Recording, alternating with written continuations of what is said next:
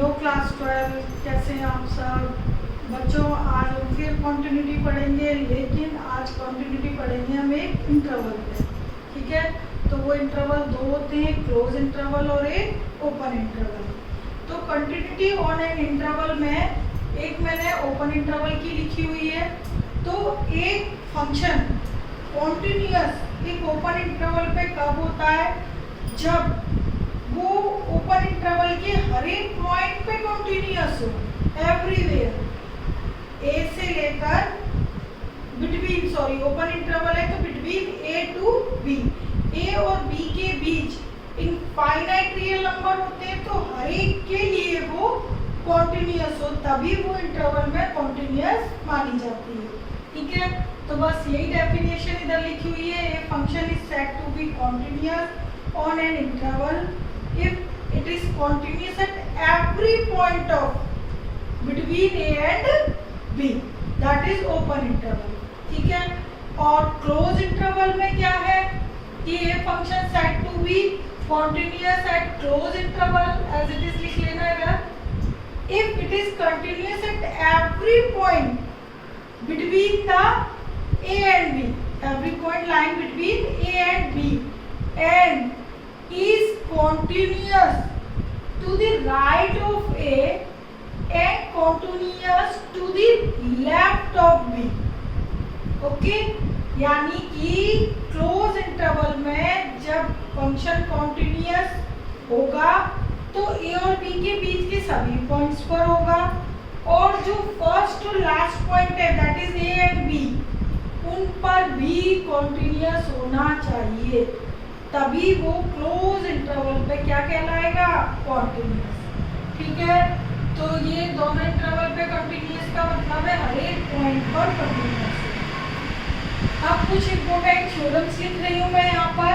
ठीक है, क्योंकि इन्हीं का यूज करके हम इंटरवल पे कॉन्टिन्यूटी कैसे बताएंगे, ठीक, वो हम इस एग्जाम्पल से करेंगे।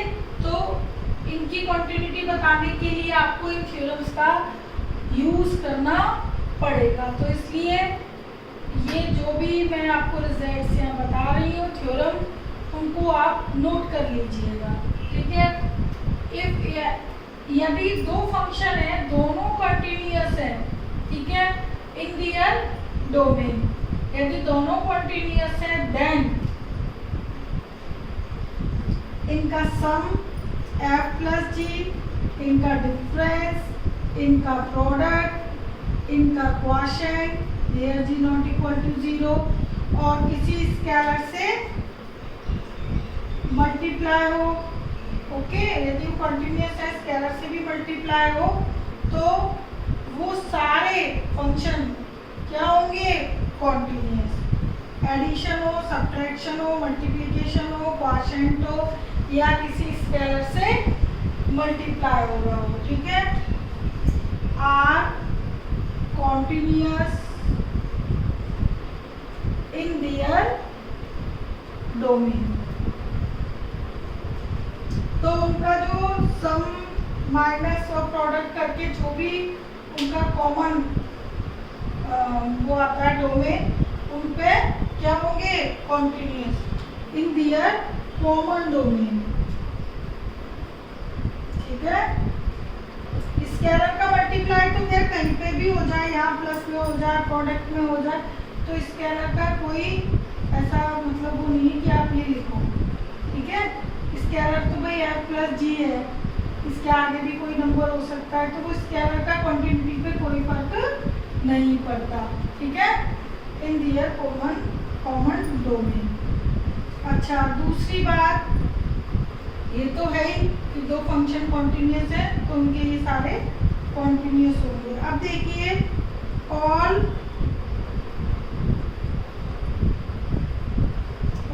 कांस्टेंट फंक्शन, आइडेंटिटी फंक्शन और मॉडुलस फंक्शन, पॉलिनोमियल फंक्शन मतलब पॉलिनोमियल खुद, rational function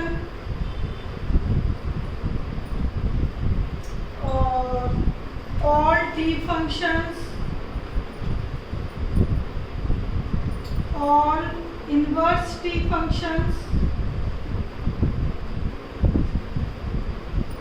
exponential function, logarithm function,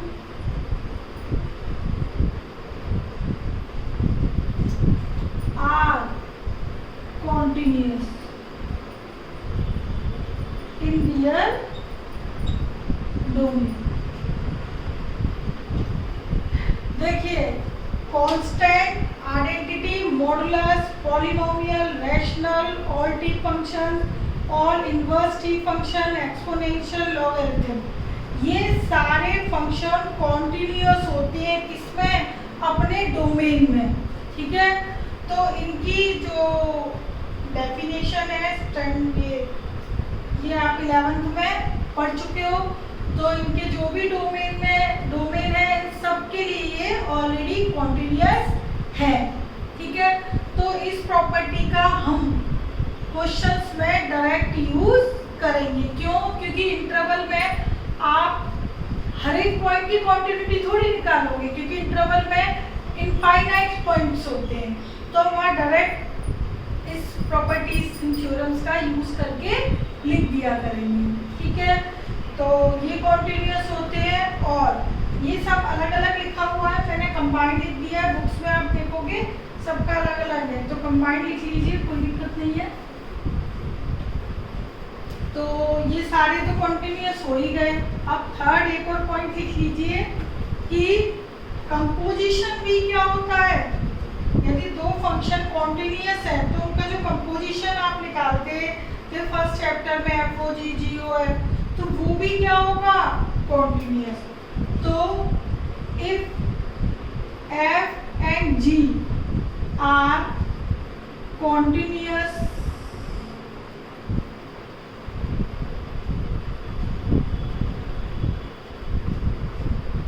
in their domain, then composition of these functions are also continuous। यदि f और g दो कंटिन्यूअस फंक्शन है अपने डोमेन में, तो उनका कंपोजिशन भी क्या होगा? कॉन्टिन्यूअस होगा। ठीक है, तो इसके भी मैंने एग्जांपल्स लिए हुए इधर। ठीक है, तो अब इंटरवल पे कंटिन्यूटी कैसे चेक करते हैं, क्वेश्चन कैसे करते हैं, अब देखिएगा, मैं बता रही हूँ। ये तीनों पॉइंट आप नोट कर लीजिएगा।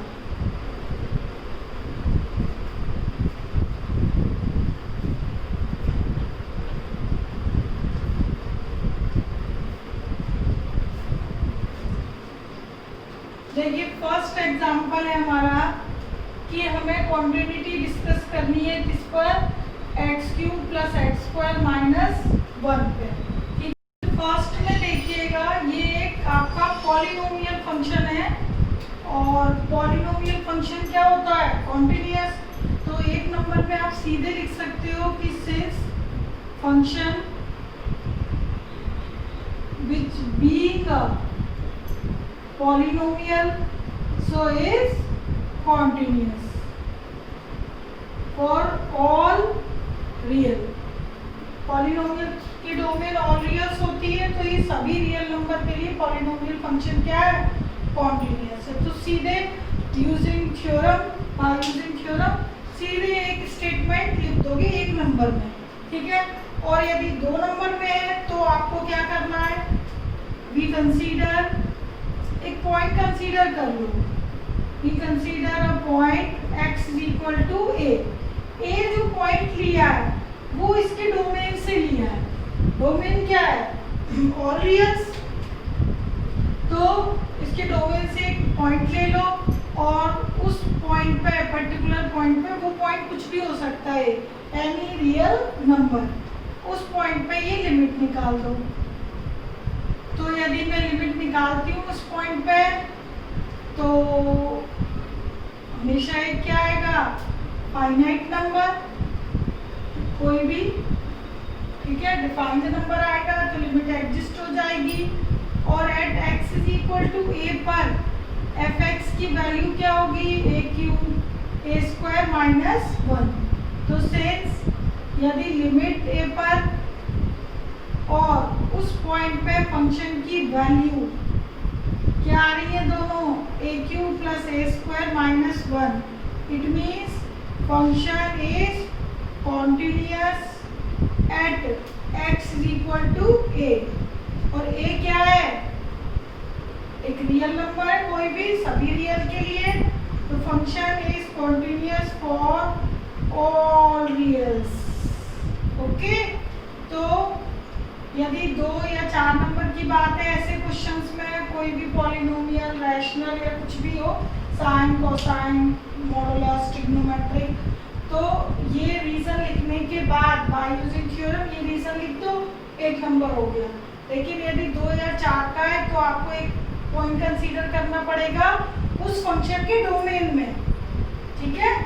तो ये बिलोंग्स टू डोमेन, जो भी उस फंक्शन की डोमेन है।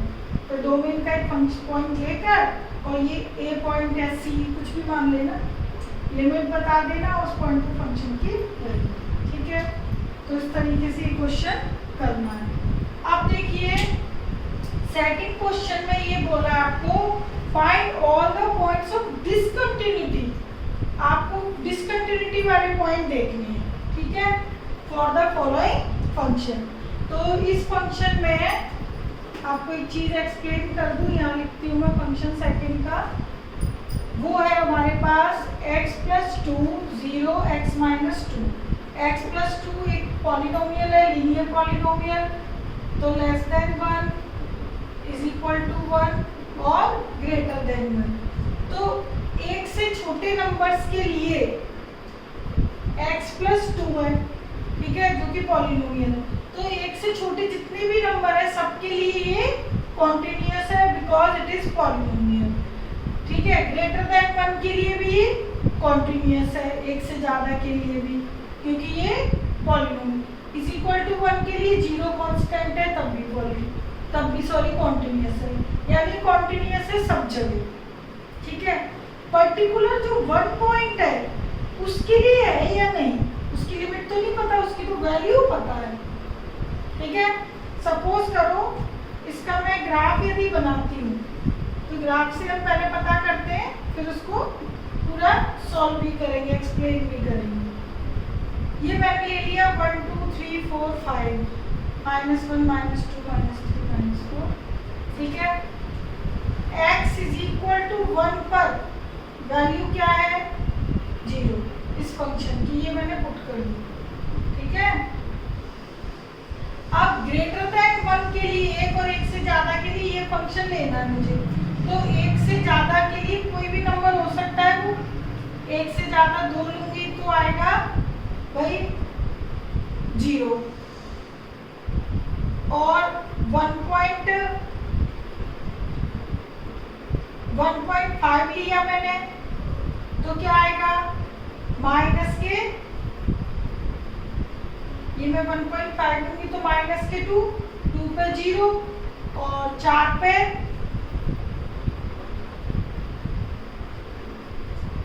1.5 पे माइनस के 0.5 है ना, ये ठीक है। उसके बाद 2 पे 0, उसके बाद 3 पे 1। तो यानी कुछ इस तरीके से मुझे ये लाइन, स्ट्रेट लाइन मिल जाएगी। एक से एक और एक से ज्यादा लेती हूँ, एक पे तो 0 है, वो मैंने ये मेंशन कर दिया, और एक से जस्ट आगे जो नंबर है, एक से जस्ट आगे कुछ भी हो सकता है, 1.1 1.001 एनी नंबर, ठीक है।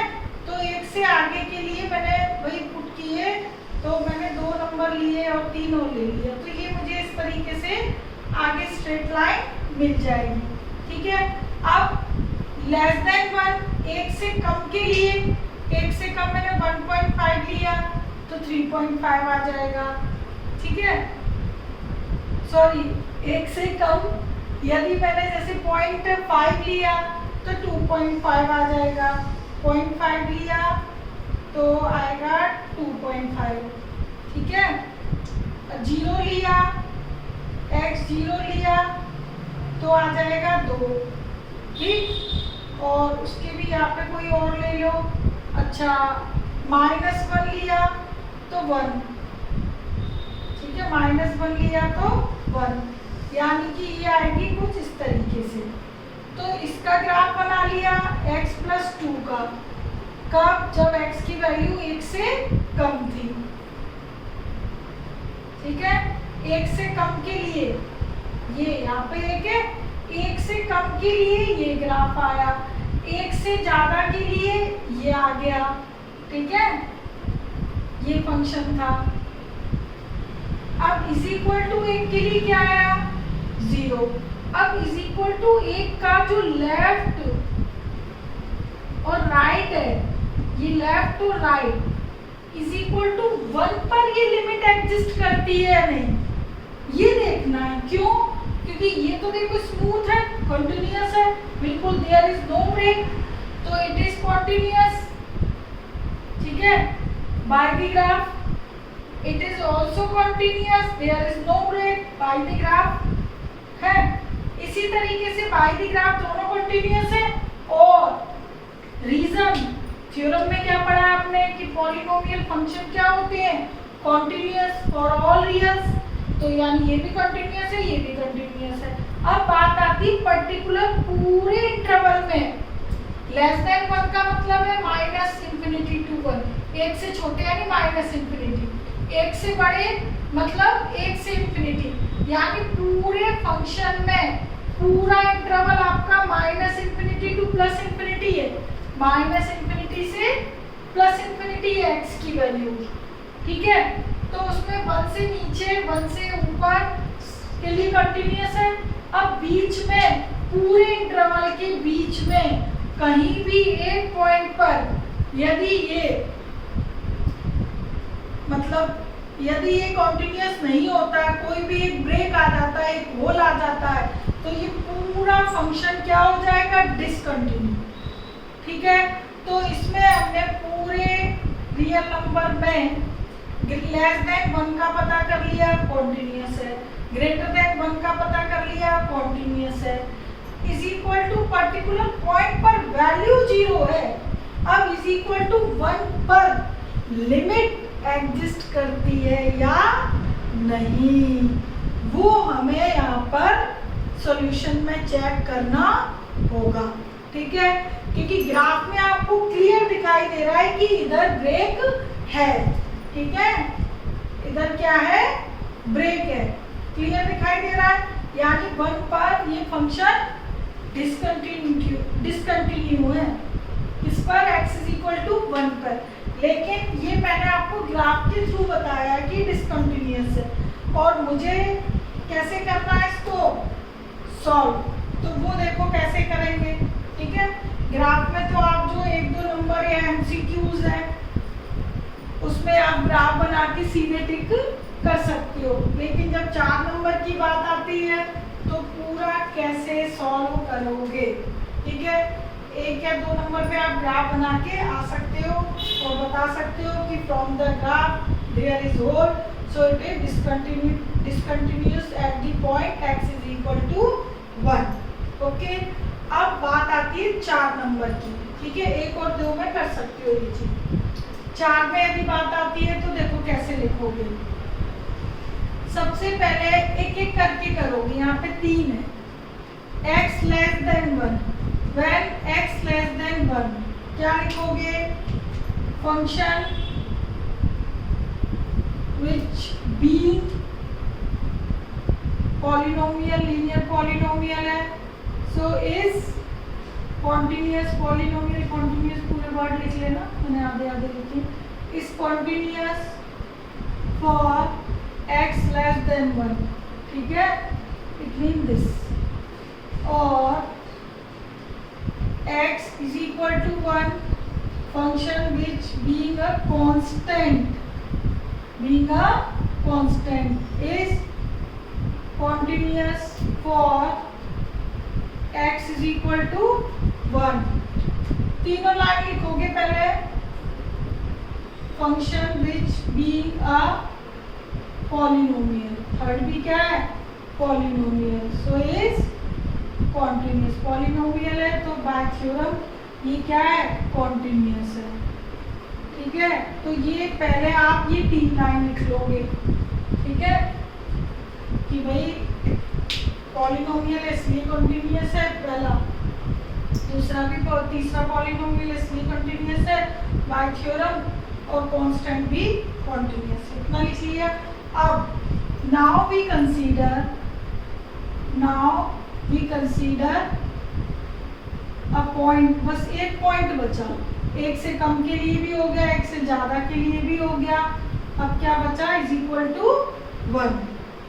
ठीक है, 1 पे ही कॉन्टिन्यूस है या नहीं, तो 1 पे कंटिन्यूस है या नहीं, इसकी कंटिन्यूटी चेक करने के लिए हम क्या करते हैं, लिमिट एडजस्ट कराते हैं। ठीक है, तो मैं लिमिट देखती हूँ, left hand limit, right hand limit. ठीक है, तो लेफ्ट है x टेंड्स टू 1 माइनस के लिए फंक्शन है x प्लस 2। ठीक है, अब देखिए बच्चों, यदि आप यहाँ पर x की जगह 1 माइनस h जो पुट करते हो, तो आपके पास लिमिट क्या आ जाती है, 0। ठीक है, यहाँ पे आप 0 पुट कर देते हो, और 2 और 1 क्या आ गया, 3। ठीक है, और यदि आप h का सब्स्टिट्यूशन नहीं करना चाहते हो, एक तो मैंने आपको ये बता दिया, यदि कोई बच्चा h का सब्स्टिट्यूशन नहीं करना चाहता है, डायरेक्ट करना चाहता है तो कर सकता है। जैसे कि देखो h का तो बता ही दिया मैंने, 1 डायरेक्ट पुट कर दो, क्या आ गया, 3। ओके, इसी तरीके से मैं राइट हैंड में कर रही हूँ। 1 प्लस के लिए फंक्शन है x माइनस 2, तो x की जगह 1 प्लस h पुट करना जरूरी नहीं है। ठीक है, पहले वीडियोस में मैं h पुट करके आपको बता चुकी हूँ, मेथड वही है। ठीक, आप डायरेक्ट भी कर सकते हो, पॉलिनोमियल ही है ना, सिंपल, तो डायरेक्ट कर लो। 1 माइनस 2 क्या आ गया, -1। तो since left hand limit not equal to right hand limit, तो यहाँ तो यही दिख रहा है कि लेफ्ट और राइट लिमिट ही बराबर नहीं है 1 पे, तो इट मीन्स लिमिट एग्जिस्ट नहीं करती। तो लिमिट डज नॉट एग्जिस्ट, जब लिमिट ही एग्जिस्ट नहीं करती तो कॉन्टिन्यूटी का तो कोई सवाल उठता ही नहीं है। ठीक है, so function is not continuous या discontinuous, continuous at x is equal to 1। तो 1 पे कंटिन्यूअस नहीं है, 1 से कम के लिए भी है, 1 से ज्यादा के लिए भी है। तो इससे क्या रिजल्ट निकलता है, as x is equal to 1 is the only point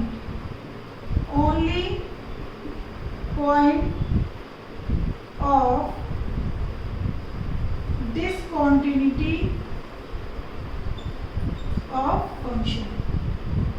तो केवल एक 1 ही ऐसा पॉइंट है जो इस फंक्शन को डिसकंटिन्यू बनाता है। ठीक है, बाकी पॉइंट एक से आगे के, एक से पीछे के सारे कंटिन्यूस बनाते हैं इस फंक्शन। ठीक है, तो इस तरीके से ये क्वेश्चन करने हैं। ठीक है, पूरा कर लोगे। लेस इसका जो आपका क्रिटिकल पॉइंट है, लेस देन और ग्रेटर देन के लिए, उनके लिए आप लेफ्ट और राइट चेक कर लोगे। ओके, तो ये इस तरीके से हो गया सेकंड क्वेश्चन। अब हम करेंगे कौन सा क्वेश्चन, थर्ड। तो आप थर्ड में देखिएगा कैसे करना है। थर्ड में आपको a और b की वैल्यूज निकालनी है, so that function is continuous. ठीक है, इसमें आपको फंक्शन में कॉन्टिन्यूअस दिया हुआ है। थर्ड fx ये 5 है, ये लीनियर है, ये 21 है, ये 2 के लिए, ये बिटवीन 2 10 और ये ग्रेटर देन 10। ओके, तो अब देखो 2 से छोटे नंबर, ठीक है, के लिए 5 है कांस्टेंट, तो कांस्टेंट फंक्शन कंटिन्यूअस होता है फॉर ऑल रियल्स। ठीक, 2 से कम के लिए कंटिन्यूअस है, से ज्यादा के लिए लीनियर इक्वेशन है, linear equation that is polynomial, it is continuous. Okay, दो का तो काम हो गया, लेस देन के लिए भी ग्रेटर देन के लिए भी। अब बात आती है x इज इक्वल टू 2, ठीक है, तो 2 का देखेंगे पहले। ओके, उसके बाद 10 पे आ जाओ, less than 10 polynomial continuous, greater than 10 constant always continuous. तो 10 के लेस देन और ग्रेटर देन के लिए कॉन्टिन्यूअस है बिकॉज एक पॉलिनोमियल है, कांस्टेंट है।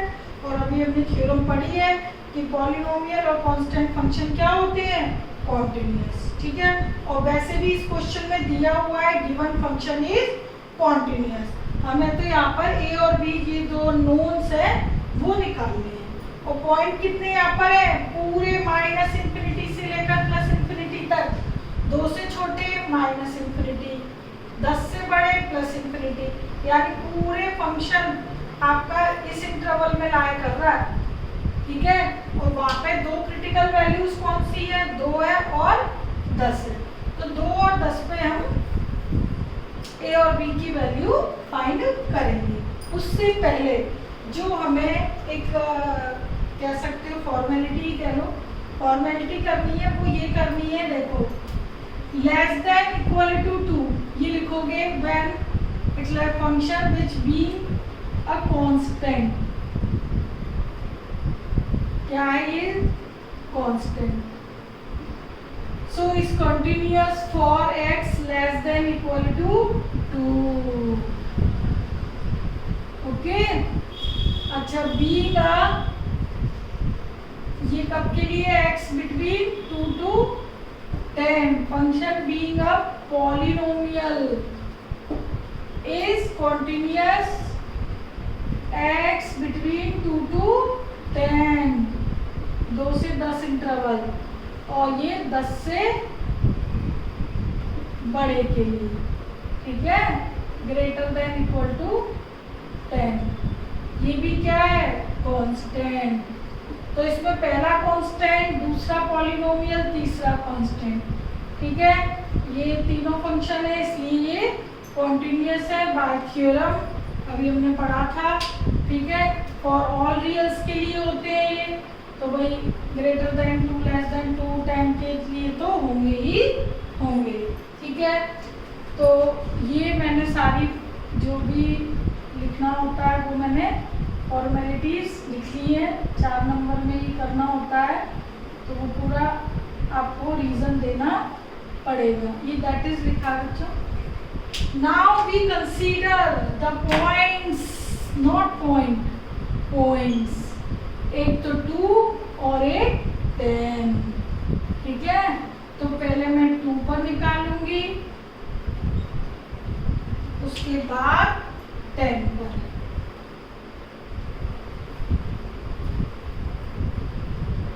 ओके, तो सबसे पहले हम निकाल रहे हैं at x is equal to 2।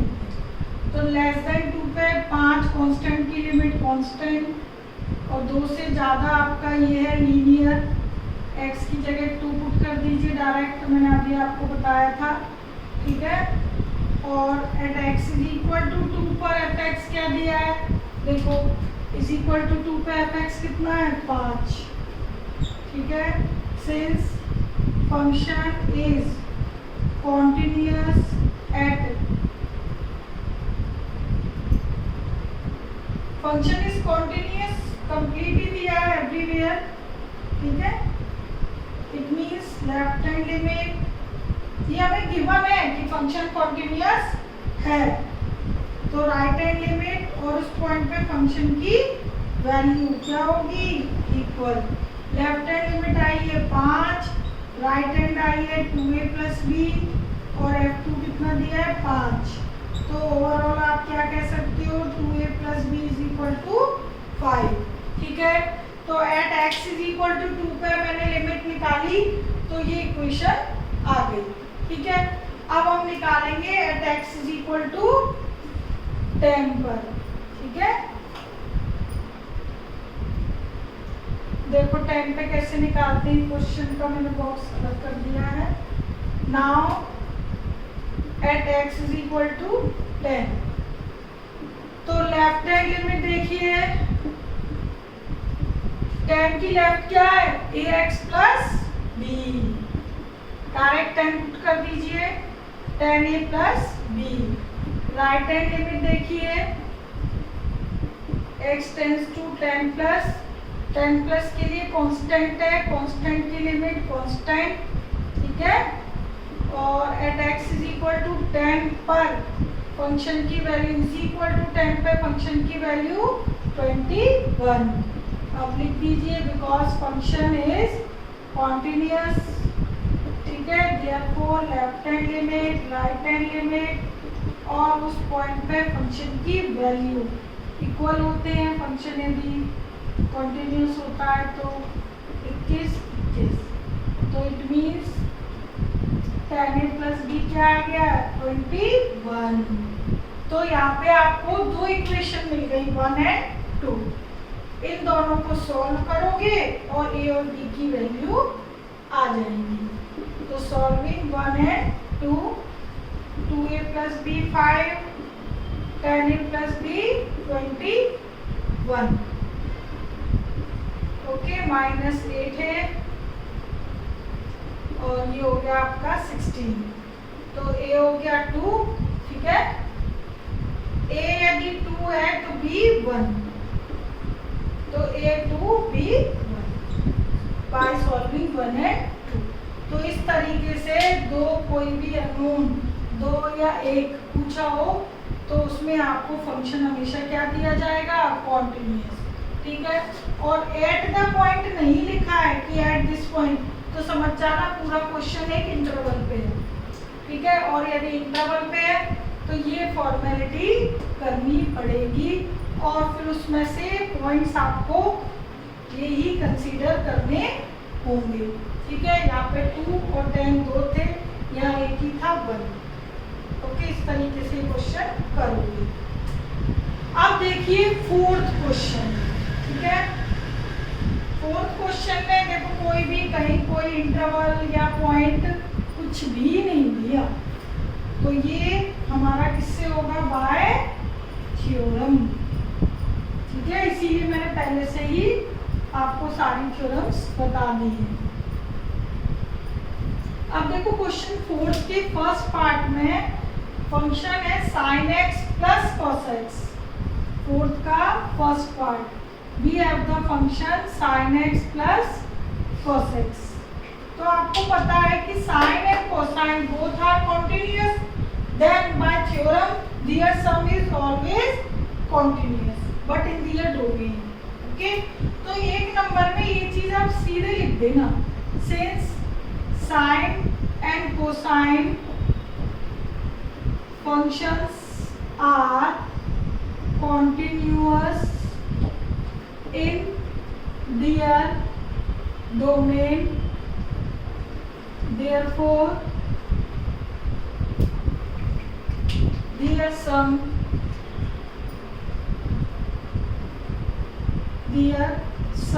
is also continuous in their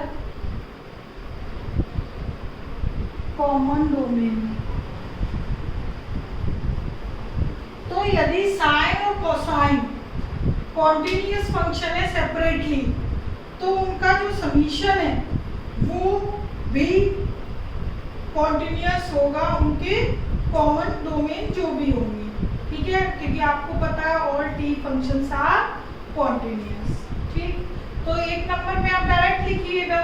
अब बात आती है कि भाई एक से ज्यादा का है, क्वेश्चन 2 का या 4 का है, तो कैसे करोगे।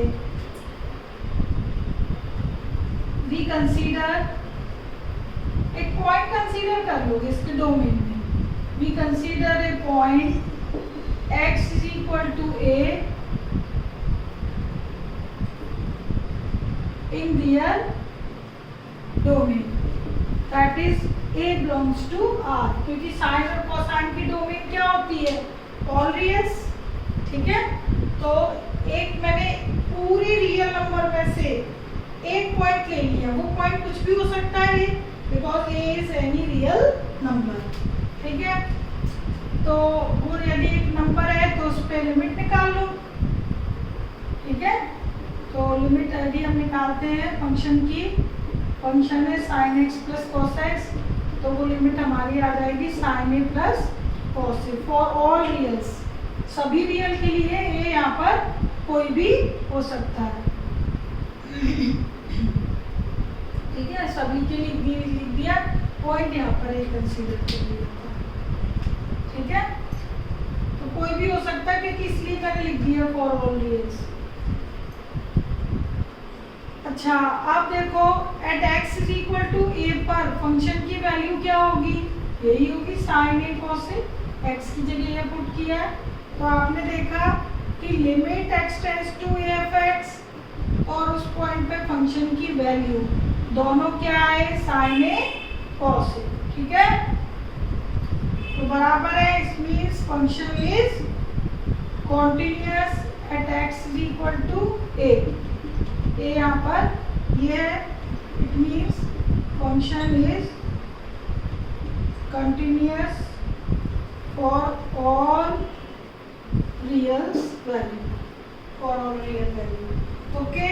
तो ये आप जो लिमिट और पॉइंट पे फंक्शन की वैल्यू निकालोगे, ये इतना, ये आप 2 या 4 में पूछा जाए तो करोगे, ठीक है। और कुछ बच्चे डायरेक्ट लिमिट ना निकाल कर a plus H A minus H यानी लेफ्ट और राइट भी निकालना चाहते हैं तो वो भी निकाल सकते हो, तब भी आपका sin a plus cos a ही आएगा, ठीक है। तो वो भी कर सकते हो। अब देखिए सेकंड है आपका मॉडुलस ऑफ cos x, ठीक। तो इसमें यहाँ पर 2 फंक्शन काम कर रहे हैं, एक कोसाइन और एक मॉडुलस। तो दोनों एक दूसरे पे कंपोज है, तो देयर आर कंपोजिशन, यहाँ पर क्या बन रहा है कंपोजिशन। कोसाइन भी और आपका बाय थ्योरम कॉन्टिन्यूअस है, मॉडुलस भी बाय थ्योरम कॉन्टिन्यूअस है, तो दोनों का कंपोजिशन भी क्या होगा कॉन्टिन्यूअस, ठीक है। और सॉल्व कैसे करके लिखोगे, सबसे पहले तो लिख देना, चलो ये बाद में लिख देना, पहले मैं आपको कंपोजिशन बता देती हूँ। देखो लेट gx cos x, एक मैंने अंदर वाला फंक्शन ले लिया, बाहर क्या है मॉडुलस, उसको मैंने hx लेट कर दिया, ठीक है। देन जब मैं इसका कंपोजिशन निकालूंगी hog, ठीक है, hgx, क्योंकि पहले cos ने ऑपरेट किया है देन मॉडुलस ने, तो पहले मैंने g लिया है, gx क्या है cos x, ये देखो gx क्या लिया है cos x, और hx क्या है mod x, तो mod x की जगह क्या आ गया cos x, ठीक है। hx मॉडुलस लिया है ना, mod इधर x की जगह क्या आ गया cos, तो cos आ गया which is equal to fx। तो ये कंपोजिशन है कितने फंक्शन का, 2 फंक्शन का, कोसाइन और मॉडुलस, ठीक है। कंपोजिशन किया, आ गया fx। अब लिख दोगे कि बिकॉज, या लिख देना सिंस, एक ही बात है कि since cosine and modulus functions are continuous for all reals, therefore their composition, यहाँ पे लिख रही हूँ, therefore their composition is also continuous, ठीक है। एक कॉमन डोमेन, देखो भाई सेपरेटली तो क्या है, separately cosine for all real के लिए कॉन्टिन्यूअस होता है, मॉडुलस भी फॉर ऑल रियल के लिए कॉन्टिन्यूअस होता है। कंपोजिशन के बाद जो फंक्शन मिलता है, ठीक है, वो डिपेंड करता है उनके कॉमन डोमेन पर, ठीक है। तो हालांकि इसका कॉमन डोमेन भी क्या होगा ऑल रियल्स, ठीक है। In common domain that is all reals, तो इन दोनों का कॉमन डोमेन ऑल रियल्स ही है, ठीक। तो कंपोजिशन के फंक्शन बता दिए, सम आए, ठीक है। कंपोजिशन में यही है, दो फंक्शन मॉडुलस या ट्रिग्नोमेट्रिक अंदर दे दिया जाएगा, ट्रिग्नोमेट्रिक या अलजेब्रिक, ठीक है, वो करोगे। उसके बाद यदि दो फंक्शन कॉन्टिन्यूअस है, उनका सम, डिफरेंस, प्रोडक्ट, मान लो यहाँ पे प्रोडक्ट होता साइन इंटू कॉस, तो आप सेम यही करते, इंटू आ जाता है इधर, सब सेम प्रोसेसिंग है, ठीक है। तो ऐसे क्वेश्चंस में आपको डायरेक्ट बाय थ्योरम स्टेटमेंट में आंसर्स देने, ठीक है। और मैंने बता दिया आपको 4 नंबर की बात है, तो एक पॉइंट कंसीडर करके इस तरीके से प्रूफ दिखा दो। ओके, चलिए आप इतना कीजिएगा, उसके बाद हम आगे नया टॉपिक पढ़ेंगे। जब तक टेक केयर, बाय।